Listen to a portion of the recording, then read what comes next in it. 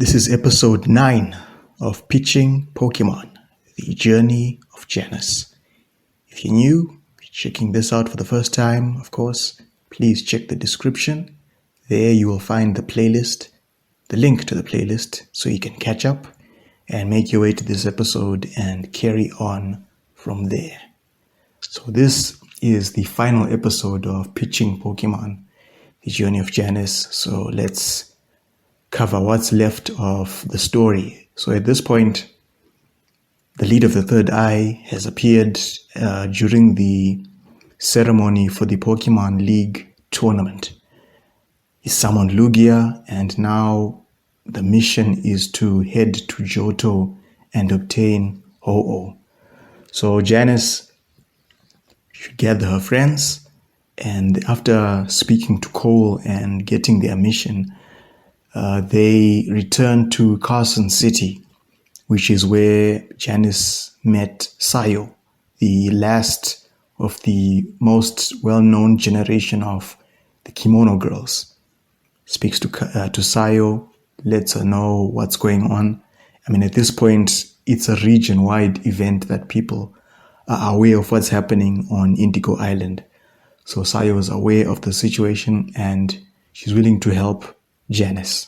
Then you head back to Tristan City to meet up with Cole for one last word. He also has one of his caretakers from the Tranquil Tower. They go along with Janice and her crew to Johto. But how do they get to Johto from the Petra region? This is where Quentin, the fisherman from Carrington Village, he comes in handy. They go back to Carrington Village, speak to Oscar, they meet up with Quentin, and they're able to board his boat, and they travel east from the Petra region to the Johto region. So now we head to Johto, we arrive in Oliven City, and you make your way to Ecruteak City, and you speak to the sages in the bell tower, speak to them and let them know of the situation that's happening. And of course, they are aware of this because they know of the history of the Petra region and what happened in the past. So they are willing to help Janice and her team. So the mission now is to climb to the top of the bell tower. And on the roof is where you find an altar. And that's where the rainbow wing is housed. But of course, in order to summon Ho-Oh properly, this time you need to perform the special dance that the Kimono girls are known for. And Sayo is there. She knows her job.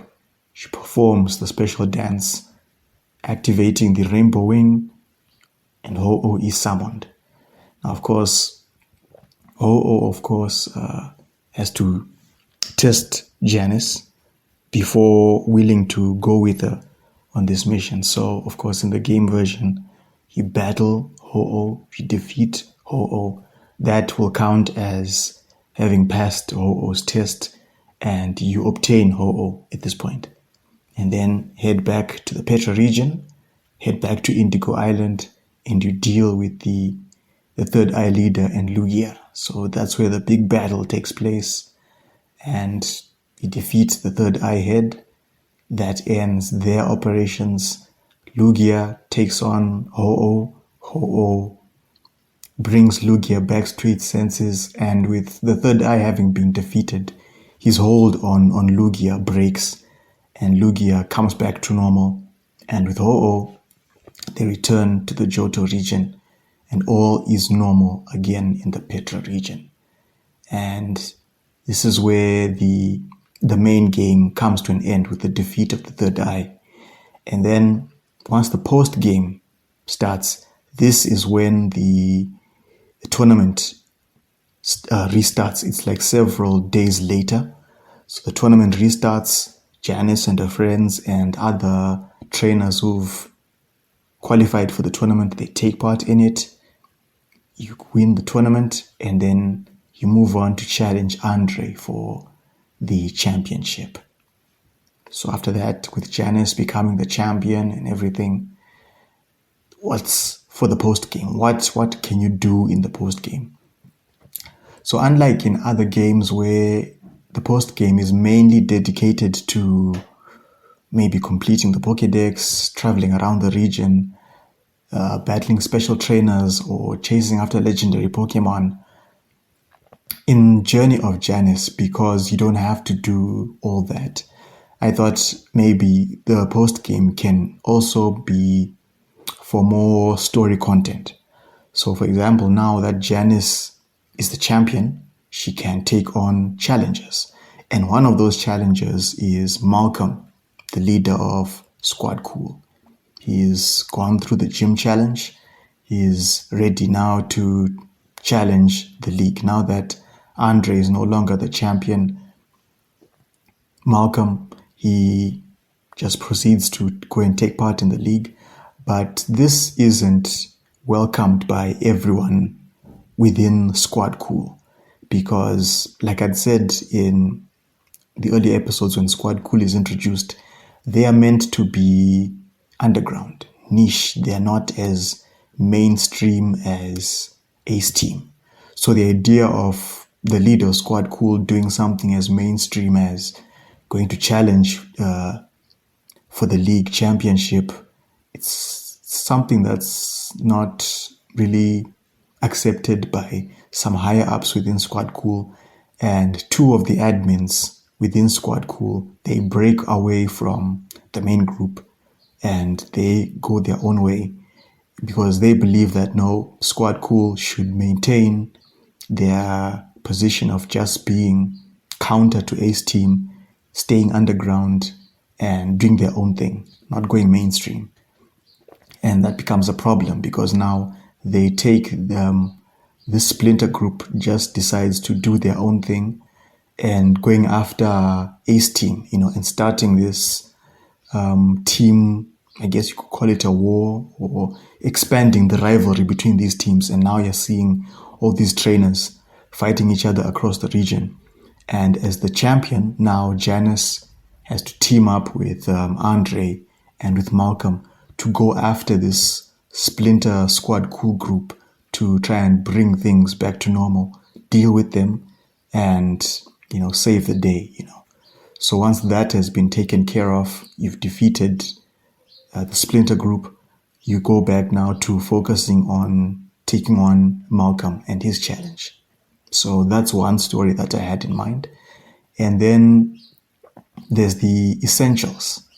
And with the essentials, the idea that I had was it's possible for you to take on the essentials, but they are ranked, right? There are 18 essentials. So there's the strongest essential, that's rank 1, all the way up to the weakest essential, that's rank 18. So in order to take on the essentials, of course, you battle them in order, and they are scattered across the region. So Janice, being the champion, goes to the Pokemon League to let them know that she's interested in wanting to challenge the essentials. And then she's informed that one of the essentials actually wanted to meet with Janice and have a chat with her. And that essential is Chono, the current flying essential. And he has a connection to Janice because he's a former gym leader, gym trainer for the Percival City Gym. So he knows Janet. They used to be gym trainers together. So now that he's the essential, he is willing to test Janice. If she's interested in becoming an essential, he's willing to test Janice. And in doing so, he's got they're not candidates, but they are his 4, I guess, admins, executives that are there to test out people that Chono sees. Okay, they could have potential to become an essential someday, maybe becoming a candidate for him. But so far, he hasn't had any luck finding a candidate because the people that he's had his 4 admins test out, they've failed to defeat the admins. So now Janice has a chance to, try out her luck, taking on the four admins, and then moving on to take on Chono and becoming the flying essential. And when you become an essential, whatever rank the current essential was, it's demoted all the way back to the lowest, rank 18. So you're starting from the bottom now. So now once you become an essential, you can challenge the other essentials. So the idea is you travel across the region, getting clues about where the essentials are located, and then you take them on and you work your way up the ranks until you take on the number one essential and hopefully become the next top essential. So these are just some of the ideas that I had in mind for the post game. I just wanted it to be an extension of the main game where there are things that you can do which are story driven rather than just focusing on catching legendaries, completing the Pokédex, and going to the battle frontier and doing that as well. I just wanted the post game to have more for people to do before they have completed the game. So that's Journey of Janice, my little story idea. You can let me know what you make of it. And of course, when I started with this idea, I went into it not completely expecting to find people that would be willing to team up, because I understand that most people would prefer, they've got their own projects or they are part of other teams and they are busy with that team's projects and so on and so on. And of course, there's the occasional comment from people saying, oh, why don't you just make the game on your own? And to that, I would say 10 years ago was the time for me to do that, because then I had the time. I would have had the motivation as well, because back then the only thing I had to worry about was school. But now 10 years later, there's work, and I'm more active as a content creator now than I was 10 years ago. So when it comes to ROM hack development or even fan game development, it would mean having to set aside the content creation and just focus on learning the aspects of ROM hacking before I even start working on a project for a game, you see. So that's why I just decided, okay, let me focus on what I'm good at. And what I'm good at is storytelling, you see. So this was my attempt to tell a story for a potential game. And it's an old idea. It's from 2019. But I decided to look at it again, polish it up, and then present it to people. Put it out online, get it out there, and find out what people make of it. If anyone is interested in taking this idea and making a game from it, that's great, no problem. But I'm not completely expecting people to do that, which is why plan B is to just present Journey of Janice in story form. I started doing that back in 2019, on and off.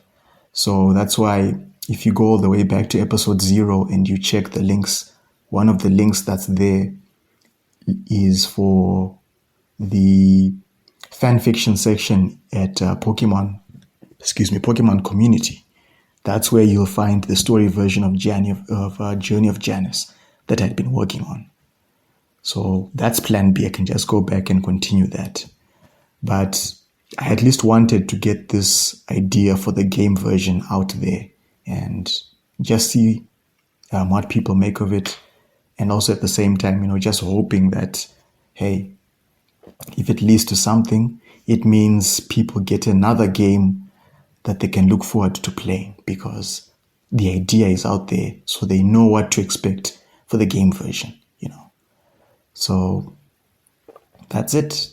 That's it right there. You can let me know what you make of it. And even if you're someone who's just interested in hoping to play the game version as well someday, I'd like to hear from you and what you think of it. If you have any questions, any comments, feedback, whatever ideas you might have, let me know.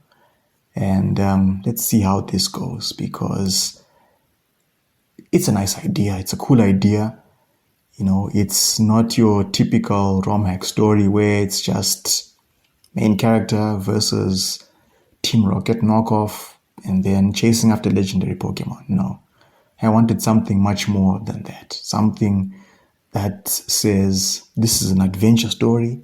This is a character learning about the region that they're in, because for me, that's the essence of the Pokemon games. Going on a journey, meeting interesting characters, catching Pokemon, training them, battling against other trainers, exploring a region, learning about it, and stopping some bad guys, maybe encountering some legendaries at some point. That's a Pokemon game to me. And it's one of the reasons why I'm not really into difficulty hacks and enhancement hacks, because many of these games are just polished up versions of games that I played years and years ago. So why should I just play a modified version of a game that I've played before, especially when the story is not enhanced or improved in any way? It's the same story. The map might have some changes here and there, and then there are the improvement features and all that. Great. But the story is still the same. And it's unfortunate because you have so many talented people within the ROM hack community, but attention to writing and storytelling is not prioritized as much as the other areas within the ROM hack development. This is something I found out when I mentioned it on Discord for one of the servers that I follow for ROM hack development. I just brought it up and I'm like, there are talented people within the community, but not all of these people are storytellers, which is why a lot of stories within ROM hacks, they range from mediocre to it's good enough. It's a nice story. And yet people have no problem praising other games for story, together with soundtrack, with gameplay, graphics, whatever. But story is also something that matters. So why is that not the case when it comes to ROM hacks? When you look at Fangames, most of those games are story driven. And to me, it says, okay, within the fan game section of the community, there are more storytellers there. People are willing to dedicate more time to telling compelling stories for their game, even if their game doesn't have all the fancy features that you might find in an enhancement hack or a difficulty hack. But the story drives the game. And many of those games will be memorable to people because of the story. So Journey of Janice, again, was just my attempt to tell an interesting story for a potential game. It might not, be the greatest ROM hack story of all time. That's fine. But I think it's enough of a story to stand out from many of the other ROM hacks that are out there, whether it's an old ROM hack or it's a ROM hack that has come out recently. And when I look at recent releases, I think in terms of story, you can talk about Pokémon Odyssey.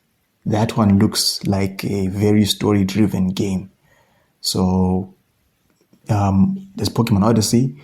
I can point to Team Rocket Edition. That's another good example of a story-driven game.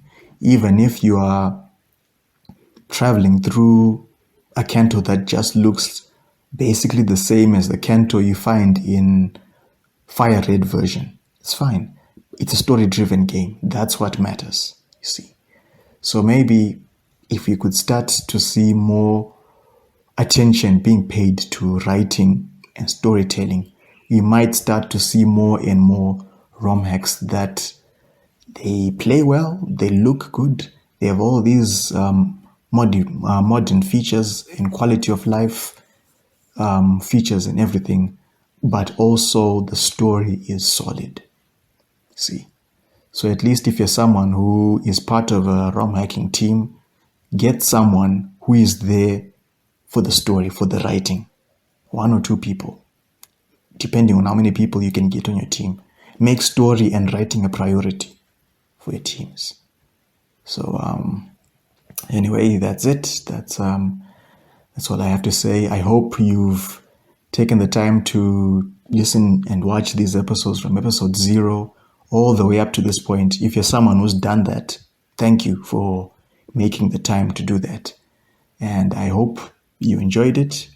And yeah, as hopeful as I am that Journey of Janice might become a game someday that you can get to play. And who knows, maybe one of these YouTubers who play a lot of games, maybe one of them might take up Journey of Janice and you'll see them playing it on their channels one day.